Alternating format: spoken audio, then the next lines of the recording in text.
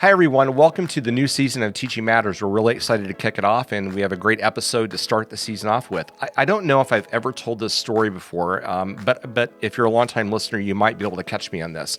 If I think back to when I was in kindergarten, which would have been probably around 1975 or 76, I remember very distinctly at the end of the year, or towards the end of the year, my teacher, and who was the special education teacher in the school that I went to, and my principal took me into the special education room. I had no idea what was going on, and they set me down in front of a little desk. On that desk was a toilet paper tube that had been cleaned off.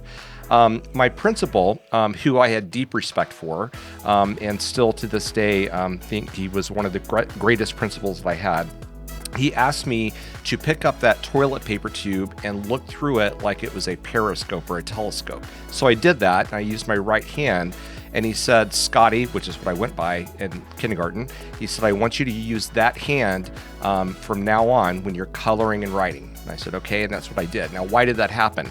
My teacher, who was very diligent, Mrs. Strathy, had noticed that over the course of the year, I had been coloring and writing with either hand, so I was completely ambidextrous. I also think now, looking back on that I did the classic reversal of letters. I was an atrocious speller all throughout grade school. Well, then fast forward, several decades, and I end up, going to college, and I can think of different times in my life where I felt like I made a big jump academically. I got out of some of the problems that I had that my teachers would have labeled as dyslexia. Did my mind change? Did I become a better student? I don't know. The answer to those are probably all yes, but that's really what we're going to talk about today, about how the mind changes and how we as educators can help understand and perhaps even facilitate that. That will be our topic of conversation on today's Teaching Matters. Welcome to Teaching Matters, a podcast exploring all things teaching and learning. Teaching Matters is produced by NPR affiliate WOUV Public Media in Athens, Ohio. And here is your host, Dr. Scott Titsworth, Dean of the Scripps College of Communication at Ohio University. Thank you so much, Trinity. My guest today, I'm really excited to have on. Her name is Tara Bonner. She's joining us to talk about how we think and learn. Tara is the Chief Neuroeducation Officer for the Arrowsmith Program. Arrowsmith is a research and theory-based organization that provides solutions to education institutions and other human service organizations aiming to help people unlock their own ability to think and grow. Tara has served as a principal in one of Arrowsmith's schools and is now a leading consultant for organizations seeking to explore applications of neuroeducation to provide solutions for learning. Tara, it's great to meet you, and thank you so much for being my first guest on this season of the podcast. Thank you, Scott. It's a thrill, and thank you for being curious about the brain's role in learning and in where education is moving these days. Absolutely. It's exciting to talk about it. And I think as we delve into this topic, I think every teacher, every parent, even students that are listening will immediately understand applications of the word neuroplasticity to their lives. Before we get into that, though, you have an interesting background. You've been working in this space for quite a while. Can you kind of talk about what brought you into being interested in this idea of how the brain functions and how it plays a role in students' learning experiences? Very naturally, I would say, because I spent many years in classrooms, typically primary classrooms in mainstream settings, both in public and in private ed. And I was drawn, as many teachers are, to students perhaps like you, drawn to students who seem to have somewhat of an inconsistent learning experience. Clearly bright, but not always able to access that intelligence or frankly even feel that they themselves were capable or were as bright as there were moments of spark. I was drawn to those kids who were struggling, whether they had been diagnosed or just seemed to be, again, having a bit of valleys and mountains of their experience, that inconsistent experience. I took it upon myself to try and figure that out. And very honestly, I couldn't. I worked desperately hard to connect with them. I knew that worked, that psychological safety that we now understand to be somewhat of a baseline of importance for learning, trust, even humor. Connecting with students and building a relationship with them was something I found to be incredibly valuable in my support of them. And I worked really, really hard to leverage that relationship so I could connect them with the content. Of course, that was my responsibility primarily, was that they leave my classroom with a certain set of skills, with a certain collection of knowledge and content. I often fell short with that goal. And even when I had provided all kinds of tools and tricks and strategies and ways to have them connect with certain bits of material or content or skills, I wasn't entirely sure that they would have those for life. That those lifelong competencies and qualities that we hope to have for ourselves, to help for our children, to provide our students. I wasn't sure. I wasn't confident that they were walking away with that kind of experience. In fact, that was often proven to me when I would be chatting with their next teacher, and their next teacher was scratching their head the same way. And depending on the teacher, depending on the time of day, so that head scratching, that curiosity sometimes manifested as frustration or misunderstanding or mislabeling. So I knew I hadn't quite made that connection between what was really happening for those students and how I could be of service to them. And it was probably, this is where my own sense of time and even math can be a bit hazy, but probably 10 years into teaching, not quite, I came across what ultimately changed my career, and it changed even how I personally understood myself and others. It was an opportunity to understand ourselves through what I now understand as a cognitive lens, to understand learning through how the brain operates, and to understand that we all know this, of course, intuitively and even very factually. We all have this magnificent organ, this 3-pound organ within our skulls, and yet it is highly unique. That more than snowflakes, more than our fingerprints, our brains uniquely shape how we see the world, how we engage with learning, how we see ourselves.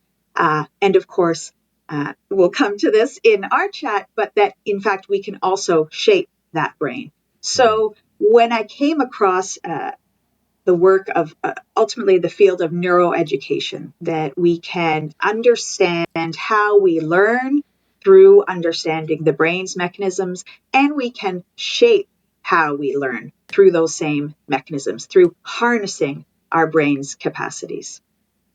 So when I began with my story, it sort of put a lens of differently abled learners on our discussion up to this point.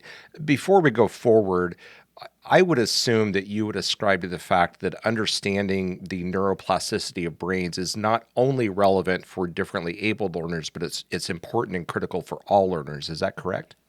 Absolutely.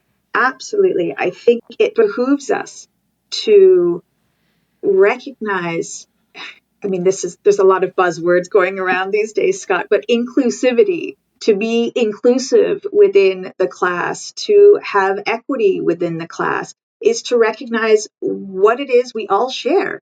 And our brains are unique, what I'll call a cognitive profile. So that is our unique system of cognitive brain strengths and weaknesses that we all have. Of course, they are on a different continuum. We will have strengths and weaknesses in different aspects of our cognitive capacity, but we absolutely owe it to ourselves and owe others the dignity of understanding all of us through this cognitive lens. Absolutely. I don't think this is only for those who learn differently. Mm-hmm. I think that the only way to truly understand how even those who learn differently is to understand how we all learn. So let's dig in a little bit into the idea of neuroplasticity. So, without a deep history lesson, and one that you would likely be able to correct me on much better, when we started testing things like intelligence quotient and developing metrics for learners, Mm-hmm. there became a view that dominated psychology for a period of time, where there was essentially, this is what your intelligence is, Mm-hmm. this is what your IQ level is, Mm-hmm. and it became a very fixed understanding Mm-hmm. of what a person's potential intelligence was. And then it started to transition, and you ascribe to a very different view of the brain, one that involves the word neuroplasticity. Can you kind of talk a little bit about that fixed brain approach and why that was so problematic, and then transition into what a neuroplasticity perspective on the brain is? Absolutely. As you said, we could have an entire series of podcasts to describe the history of even standardized measures of intelligence and of capacity, and how deeply problematic it was. And though we can give our forefathers and mothers some grace, because of course it was largely in part to design our educational system as we know it. At once upon a time, it seemed really important to understand what someone was capable of, because during the Industrial Revolution, and Mm-hmm. I promise we won't go too deep into this, but I think that there's value here in context, of course, to understand today. Let's explore yesterday. We had to create a working class. We had to have these industries functioning. We had to have workers and we had to have leaders. We had to have managers. So we needed to understand what people were capable of. And we built an educational system to feed that industry. So we built an educational system that defined very, very early those who could and those who couldn't. And perhaps to some extent those in between, although we typically have seen really just the cans and the cannots. And that fixed brain mentality, that fixed brain assumption, that fixed brain view was, as I said, it designed our educational systems. It designed how we move through education, and I will say again, it also tended to determine how we see others, how teachers see students, how students see other students, and how we ourselves see ourselves as learners. So to talk about how problematic that is, and the implications of that, again, is a whole other podcast or series. But my sense is your listeners will know exactly the incredibly damaging impact of being told as a first grader what you're capable of and what you're not. And I appreciate that I'm talking at a systemic level. I appreciate that, Scott, your principal, your teachers, there are individuals and there are entire staffs and entire schools, we hope, that don't necessarily subscribe to, well, if you can't do this now, then you'll never be able to do it. Right. If you can't read now, you'll never be able to. But there is something there in that fixed mindset, in that sense of, well, if we can't do it now, we'll have to figure out another way of doing it. We'll have to work around that inability or that learn differently. We can't change ourselves, so we have to change the environment around us. So even when we moved past a very incredibly limiting and incredibly, I would say, cruel way of understanding our learners back in the previous century, let's say, even in the 21st century, even the most, I would say, well-meaning and well-intentioned education systems still assume that the brain is fixed, that we can't impact our brain on a structural or functional level. So if someone does have a difficulty or learns differently or struggles significantly, we can't change that learner. We can't change that learner's on a cognitive level, so we have to change everything around them. So it came from a time where we didn't have the science or the technology to understand the brain's capacity to learn and grow and change. It came at a time, those assessments that you were describing, those IQ tests that you were describing, it came at a time where society and culture and our economy needed to understand who was most capable, or even who was most capable in certain competencies, certain jobs. And so again, it makes sense, right? It makes sense that our education system was built on that premise and that it has moved that way for now decades. I would say, I'm delighted to say, I know I'm not the only one who thinks differently about the brain. Never mind my colleagues and never mind the schools that we support in my work. But I know there are teachers like your principal, educators like you, Scotty, Scotty, I just referred to your childhood name. I'm thinking My parents would be truly, very happy. So truly, I'm thinking of you in that moment, truly, when you were describing that experience. I mean, it was a poignant moment for me, and I'm so grateful that it was uh, as empathetic as it was, and how understanding as it was, and how action oriented it was. It wasn't, well, Scotty, you can't do this, so you're going to go in this class and you're going to be put with these others who also cannot, and that will be your trajectory in life. And you need to think differently about what your future looks like. College isn't for you. All of those tendencies that frankly still happen, I would argue still happen. I'm deeply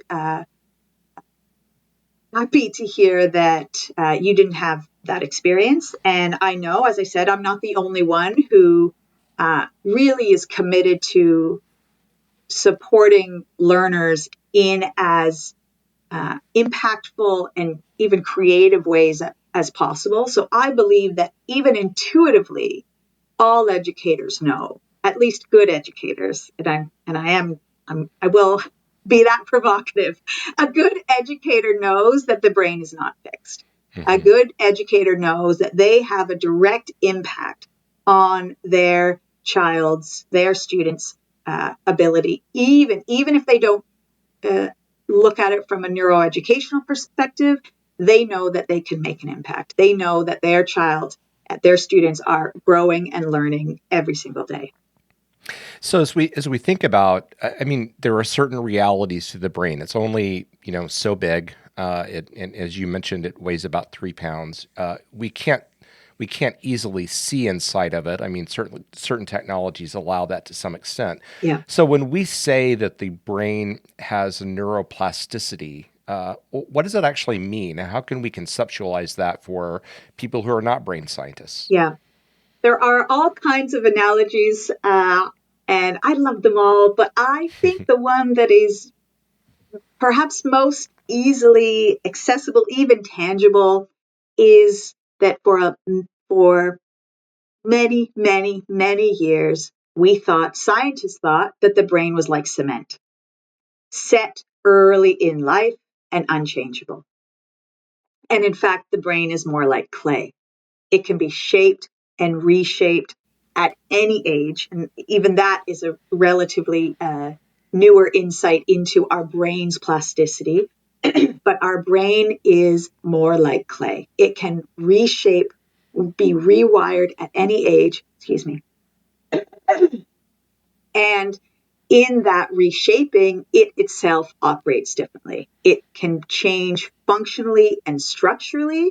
And because it shapes all that we do, our every action, our reaction, that harnessing of our brain's plasticity can be positive. Frankly, it can be negative. We can talk about that too. But I hope that that is as literally tangible an experience as possible. The fixed brain concept is that the brain is like cement, starts somewhat plastic, but very early in life, it dries up, it's unchangeable, and you're stuck with that cement structure versus clay.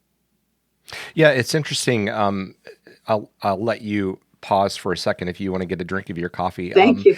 The I mean, when I was telling my story at the beginning, I have definite recollections both in high school and then later in college where I felt like I thought differently as a student. In other words, I almost, can pinpoint some, some general moments in time where I felt like my brain started to work differently Mm, or I started to work with my brain differently. mm, Sometimes when I'm talking with college students, I always do a first year student welcome. And I always tell them, when I was in college, I remember there was a point in time where I felt like I wasn't just reacting to a class. I was trying to, I use the term attack, not in a mean way, but if I know what the assignments are and I know what the syllabus says I need to do to succeed, I turned a corner where I was trying to not just succeed but excel. And and I think that there are moments in time like that where I can think about how I was interacting with my learning environment, my own learning abilities, and it was different than it was before. And I don't know what caused that necessarily, but that idea of the brain changing over time resonates with me for those reasons. How long does that change take place? I mean, you point out that the brain is not cement. It does have neuroplasticity. Is this the type of thing that going well into adulthood, like my age now, where there's still changes in the way that my brain operates? 100%. I am not calling either of us dogs, but absolutely old or aging dogs can learn new tricks. And for Hmm. sure, for even in the last decade or so, it was thought that definitely is the case. Called the plasticity, let's call it that. Our brain's Hmm. plasticity is at its peak in childhood, Hmm. and it does its plasticity again. If we think about this clay, to some extent it slows a bit when we get older, but it never goes away. We have so you mentioned at the top of this chat, we provide neuroplastic programming to individuals and organizations. There are people in their 80s Hmm. that are strengthening certain functions in their brain through brain exercise, through neuroplastic exercise. So it absolutely, as long as we exist, our brains are capable of that growth. It may take longer, it may take more intensity as we get older, but there's other variables that actually may respond, may allow our brains to respond even better. Motivation, for example. You just Hmm. named your experience in college. Now, I think I'm hearing you've already described two very different skills. One, reading as a younger child, and then as an older student, having a drive. Hmm. Now, absolutely, drive is somewhat, you could argue, that's a psychological trait. And though what is underneath that psychological trait are two very specific cognitive functions whose job it is to to be curious, to generate ideas, to drive to solutions. You Hmm. clearly, Scott, have strengths there. In what often is called executive function, we have it in our Hmm. left and our right hemisphere. So one is language oriented, one is more so common sense or Hmm. nonverbal in nature. And you clearly have those strengths. You have those strengths, I know already from even this experience, that you are not merely an educator. Your goal is to impact a wide audience. That takes a cognitive intelligence and a cognitive strength to even problem solve all of those elements to make this happen. There's an ambition. There's a cognitive ambition that you hold versus other cognitive functions, phonemic awareness, visual memory for symbols, perhaps even you mentioned there's a cognitive function that motor plans our eyes tracking across text. So if Mm-hmm. that's weak, even to some degree, our eyes are going to miss track. They're going to get off track. They're going to miss a letter, miss a word, lose our place. So some of those decoding functions, they're Mm-hmm. lower order, but it's how we read. It's how we learn how to read, is this certain network of cognitive functions. So absolutely, our brains can always be harnessed for positive plasticity. And yes, it may take it may take a different type of intensity. Let me just repeat that motivation piece, because there are some, we can chat about this, or I can share this later with you and you can share it with your audience. But there are what we consider these principles of neuroplasticity. It's a science. So as any Mm-hmm. science, there are these core principles, these core conditions, let's call them that, conditions for ideal positive neuroplastic change. And one of them is engagement. Our brains must be engaged in that task. And if our brains are engaged in that task and motivated towards that task, it increases the likelihood of that plasticity happening, of that rewiring or that improved connectivity between and within our neural systems. So I think we're naturally making a transition then to me asking the question, if we both agree, or we all agree, that the brains that our brains have the ability to grow and change and adapt over time to these ideal conditions, what are some examples of the types of things that educators might be able to do? I mean, it's really the curriculum of Arrowsmith. What is it that I might be able to do as an educator that facilitates that change in a positive direction? Can you talk about that a little bit? Sure.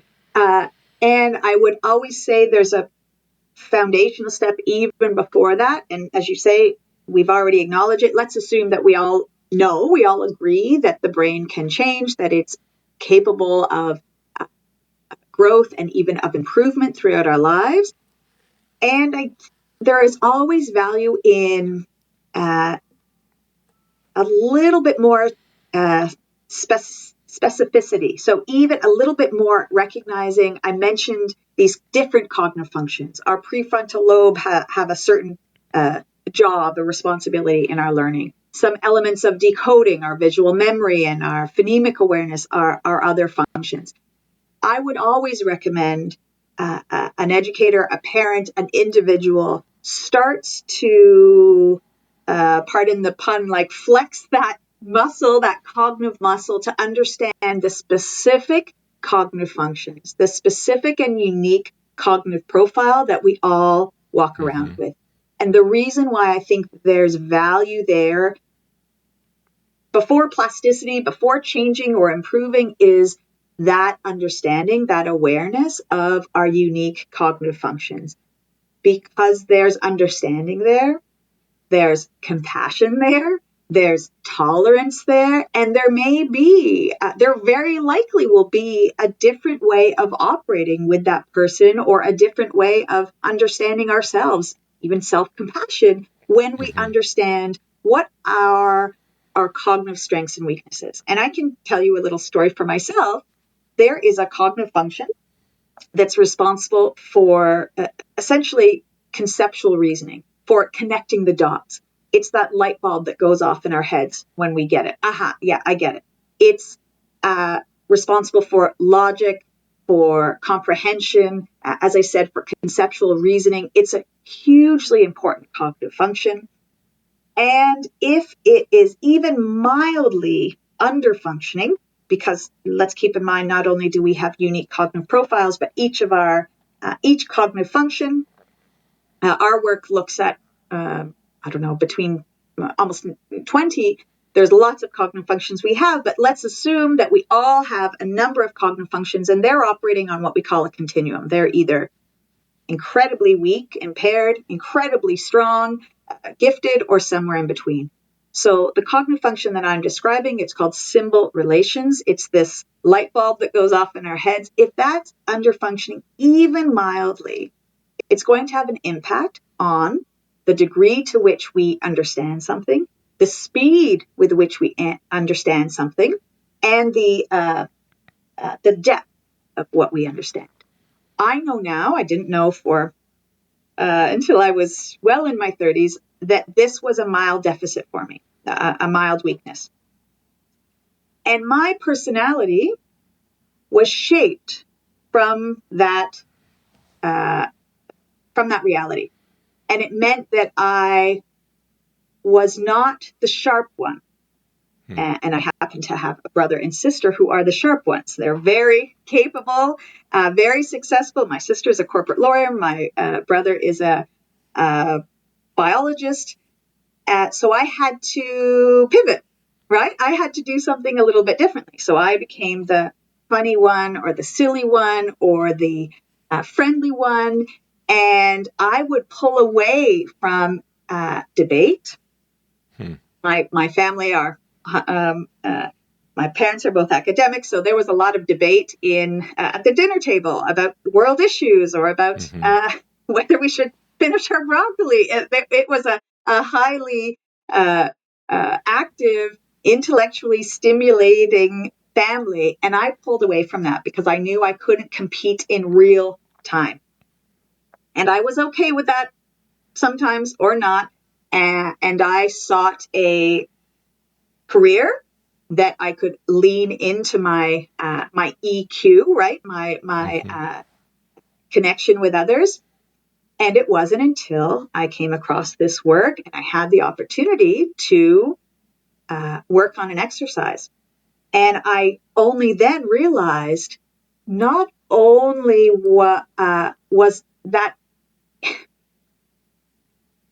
not only was I avoiding certain careers, certain situations, because I wasn't able to in real time make those connections, but even some of my strengths, like ask a lot of questions, I thought that was a perceived strength of mine. I thought I was interested. I'd ask lots of questions. I asked lots of questions because I didn't actually understand. And I needed a couple of different questions. I needed to go at it from a different angle. I needed someone to describe it to me differently because conceptually I wasn't able to grasp it really quickly. So that's a long way of saying, had I known, and even had others around me known, that it wasn't that I didn't want to engage, it wasn't that I wanted to make a situation silly or fun instead of being perhaps focused and serious and problem solving, but it was that it was more difficult for me. So for an educator, for a parent, and for us ourselves, if we come to a situation or come to someone else with an understanding of what are the cognitive functions that are contributing to someone's experience, I think it will serve all stakeholders. So that would be the first recommendation I would give. And there are ways to understand cognitive function in really specific ways. And there are even ways to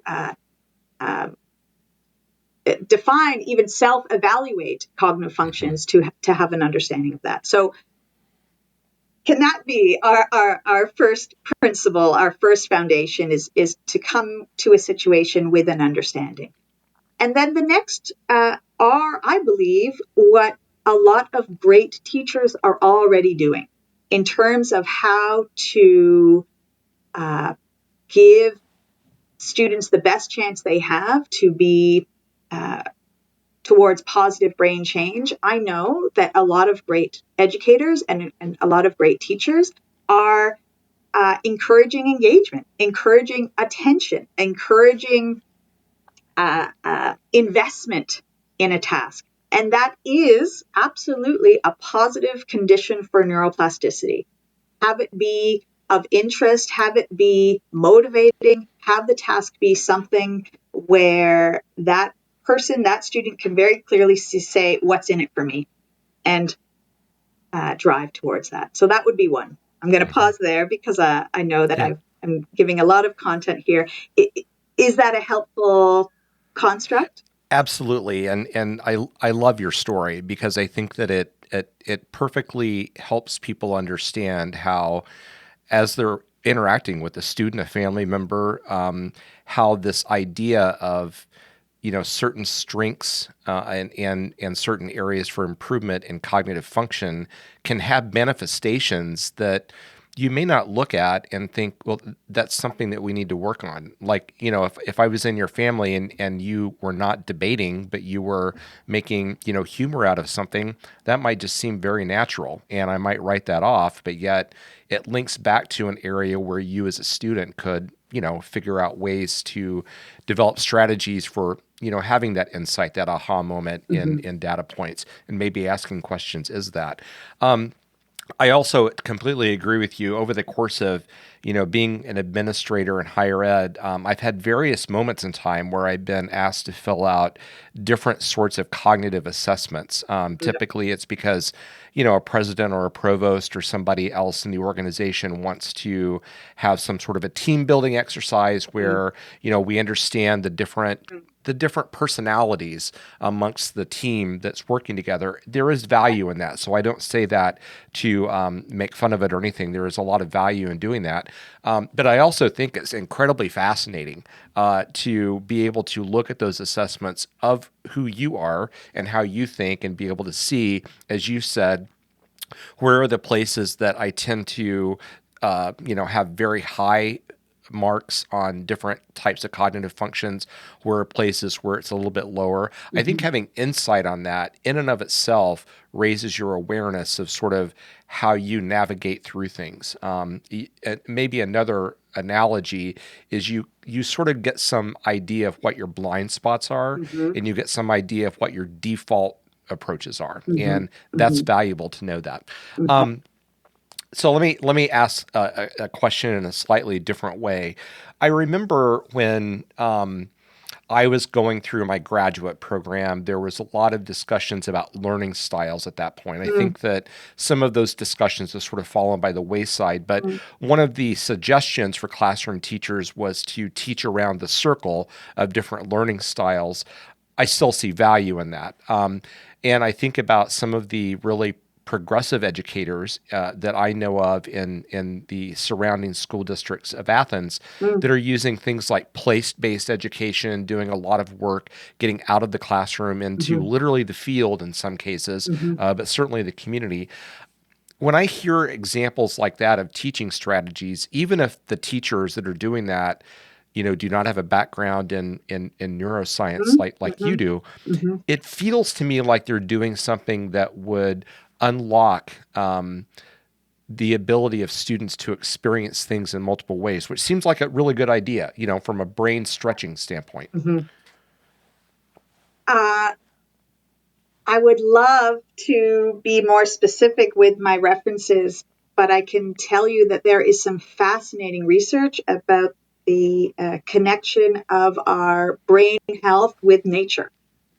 And in general, for sure, environment matters. There's no question. I mentioned earlier, well, we typically change the environment around the learner, but let's look at changing the learner, and let's do both.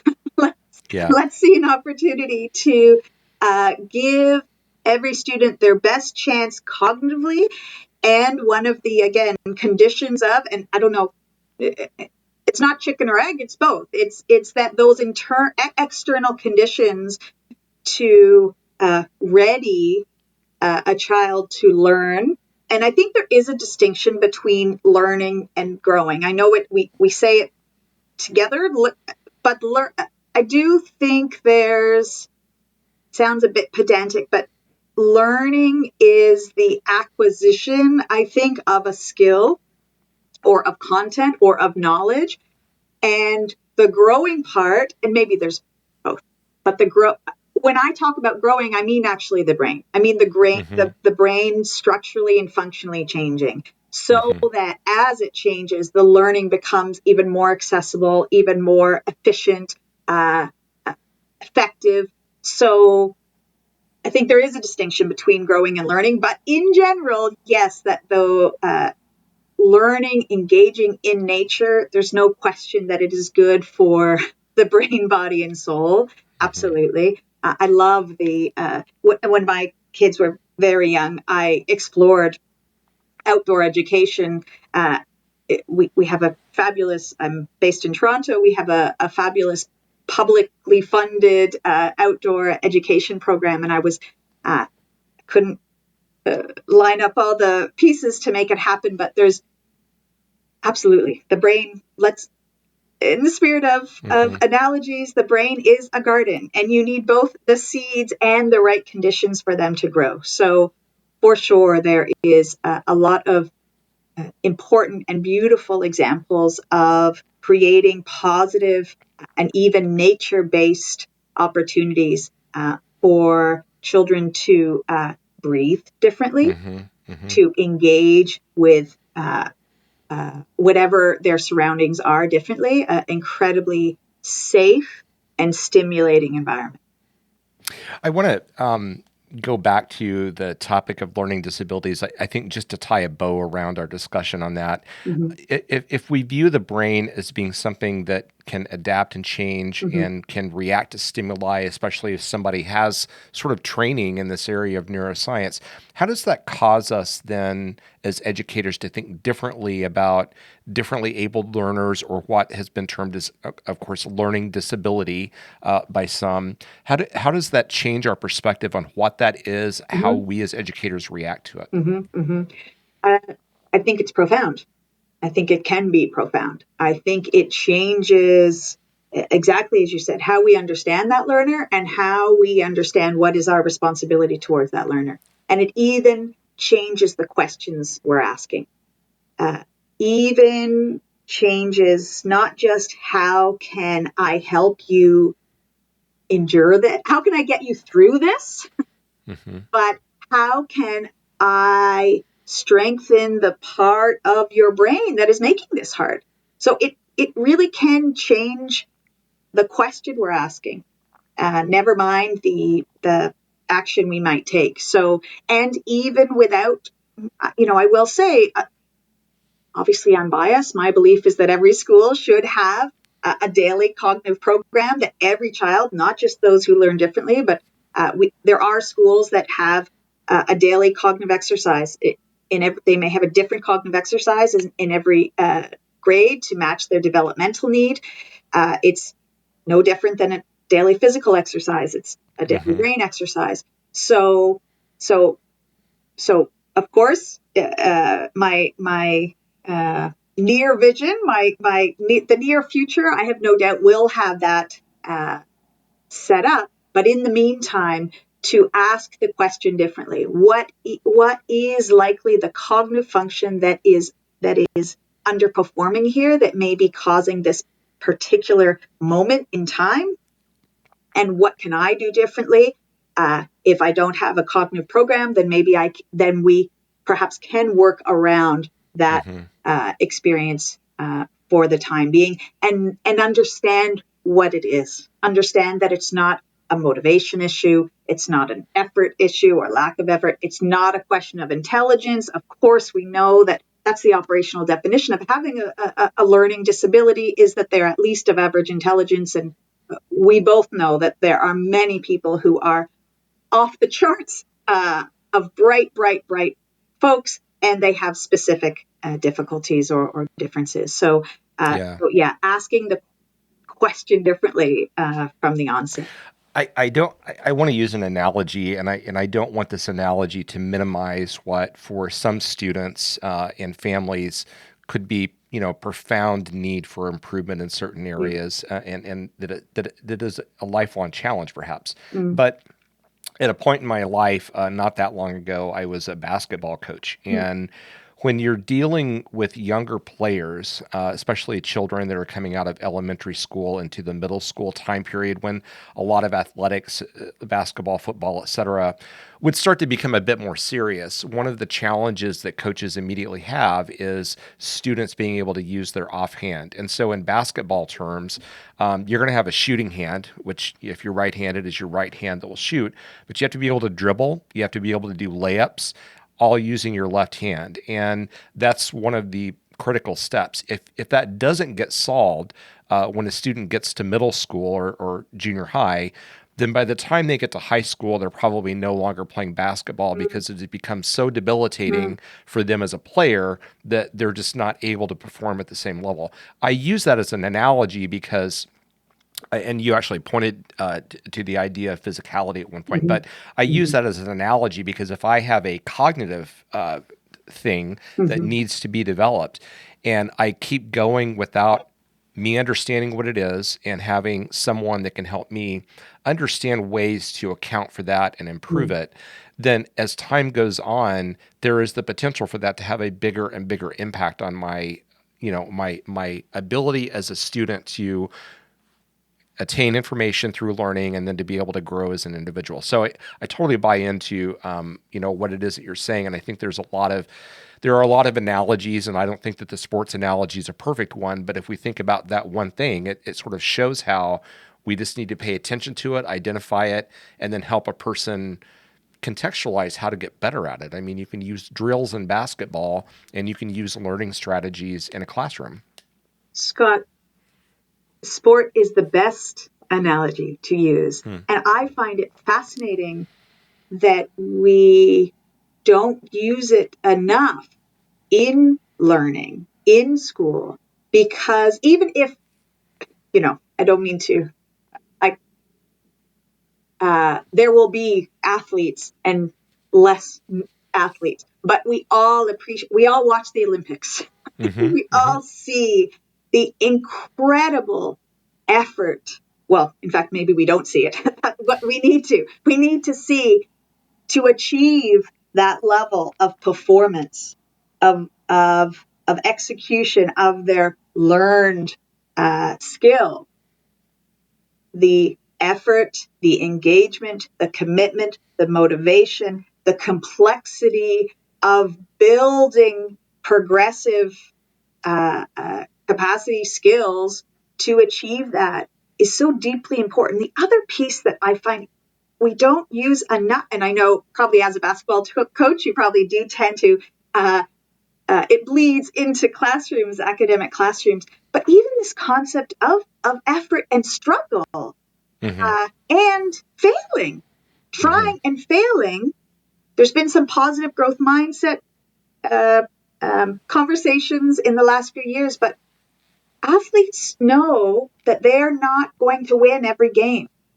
And in fact, if you're a good coach, you will tell your team that you will learn more in that loss than you learn in that win. And the same goes for the classroom. The same goes for the brain. The brain needs to be presented with a challenging concept, a challenging task, a challenging stimuli in order to effortfully reach to it. Because if it's too easy, the brain's on autopilot. It's shooting with their dominant hand. And frankly, if it's too complex, if you're asking them to shoot with their feet or even backward, that's too complex. There's going to be no benefit to that.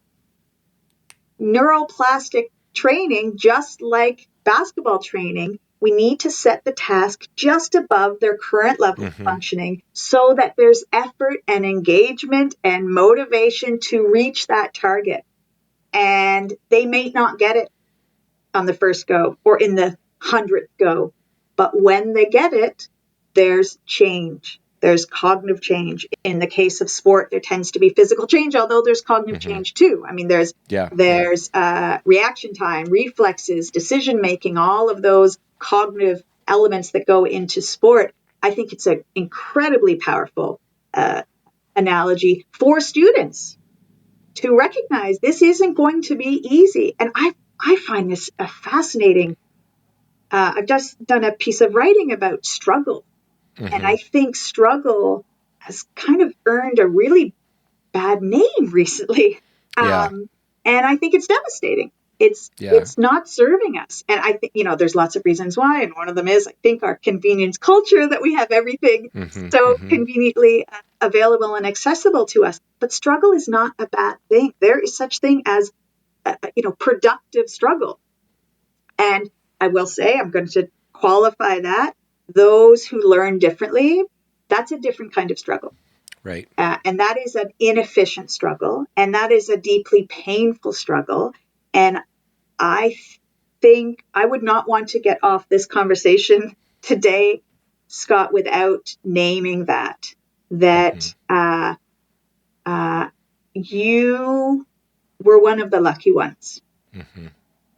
That there are very clear statistics that provide the relationship between learning difficulties, learning disabilities, struggles in school with a future that is very frankly not bright.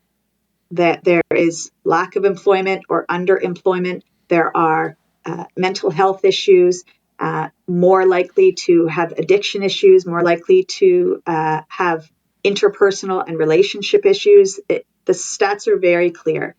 And what ends up happening is needing great teachers, needing a family that is present and privileged enough to set up an ideal environment for that student, because it will be more difficult for them.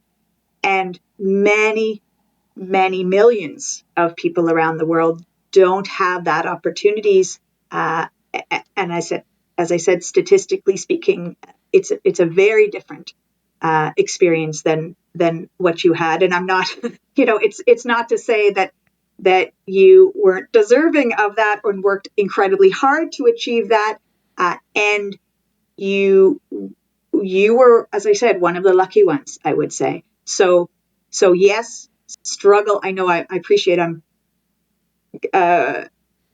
naming lots of different themes here, but that struggle is an incredibly important part of learning. Let me summarize that. Struggle is an incredibly important part of learning and a necessary part of learning. And let's not lose that productive, effortful struggle, and make sure that a task we're giving our students is not too easy and not too difficult, but not also at their capacity, just beyond it. Yeah.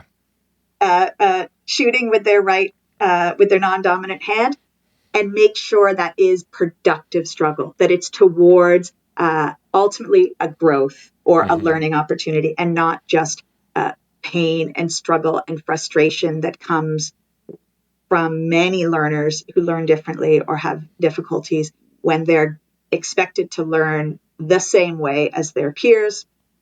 And given a certain cognitive profile, it's very difficult for them to do that. Tara, I want to end with a question, and it's going to be incredibly unfair because it's a big question, and we're probably getting towards where we need to bring an end to the podcast for listeners' sake. But I think it's fair to ask the question and see what your thoughts are on it. So, artificial intelligence is something that's taking over big aspects of what it is that we do on a daily basis. And over the summer, I started to read really interesting, and I'm sure it preceded the summer as well, but when I was delving deeply into it, there were a lot of people I was reading over the summer that said, their concern at this stage is not that artificial general intelligence was going to take over the world and humans would become slaves to the AI machine, but rather it was that we would start to rely on artificial virtual assistants to such a degree that we would stop thinking through things ourselves. This is the biggest softball ever. What are your thoughts on AI and how it could change literally the way that we think? You're very good, Scott, because that is a perfect segue from our last piece about struggle. Struggle is critical. Effort is critical to our well-being as humans. And I don't mean to be too, ethereal but it's probably why we evolved as human beings as successfully as we did. We worked together as a community, literally together, right? Eye to eye, improving our mirror neurons and all the good stuff that comes out of socializing and problem solving together, and through effort, through learning, through trying and failing and trying again. So I don't mind saying that absolutely there is a very interesting danger, frankly. There's a cliff Mm-hmm. that we are at right now. And I'm not anti-AI. I think it's a fascinating tool that can solve some incredible big questions, like maybe climate or like Mm-hmm. Mm-hmm. disease or like economies, because it can take trillions of data points and bring them together to solve big problems. I am very excited about it. It also can do things that are already easy for us, but are just a pain. Yeah. So if they are replacing our post-it notes, right? Or if they are, if I never have to look at another Excel sheet again, Mm-hmm. I will be forever grateful to AI. But if we, exactly what you said, Scott, if we outsource thinking and if we outsource generative problem solving, never mind social connection, but if we outsource reasoning and if we defer to a very sophisticated system that was built by us, but it's a very Mm-hmm. sophisticated system, then if we have if we have AI doing the heavy lifting, the heavy cognitive lifting that our brains need to do, if we don't use it, we lose it. Our Yeah. brains will prune away the circuits we stopped using. One thing so I teach a freshman class starting in just a few weeks, and of course we're going to talk about AI in that class. And one of the things I'm going to experiment around with them in talking about AI is that the skills that it takes to use good prompts. And in the field of communication, we're creating visual images, we're creating video, we're creating like Mm, Chat GPT text mm, based responses, data analysis like spreadsheets. And so one of the things I'm going to talk to them about is that skill set of doing good prompts from the frame of it being metacognitive. And mm-hmm.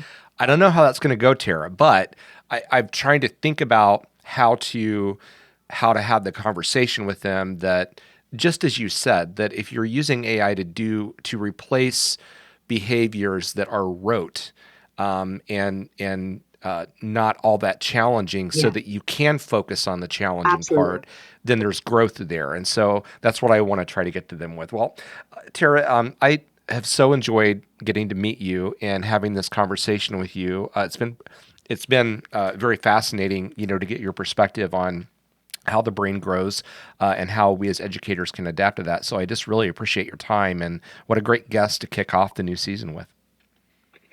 Absolute pleasure. Thank you for getting me excited again about students and about what many educators are facing right now. They're heading back to the classroom in North Mm-hmm. America. They are facing a group of kids kids of all ages, who are ready to learn and grow, and all of the opportunities that students and educators face right now, challenges and opportunities. And thank you for giving me this space to hopefully insert a new, or at least a somewhat fresh idea into your listeners' minds and brains, which is, put the brain into this whatever conversation they're exploring, and I think it will serve them well. Thank you for Abs- the chance. Absolutely. My guest today has been Tara Bonner. She's the Chief Neuroeducation Officer at Arrowsmith Program. If you're interested in what Tara has been talking about, we will provide a link to the Arrowsmith Program website in the text accompanying the podcast. And if you go to the website, you will notice that they have a lot of material that is openly available, blog written posts and things like that, YouTube content that's very fascinating. And so I would encourage listeners who want to learn more about neuroplasticity of the brain to check out the Arrowsmith Program's website as a starting point for that. Thank you all for listening to this first episode of our new season. Special thanks, as always, goes to April Koska and Trinity Sweet. They're the associate producers of the podcast. This podcast is produced by WOUB Public Media in Athens, Ohio. Thank you for listening, and we hope everyone has a great day.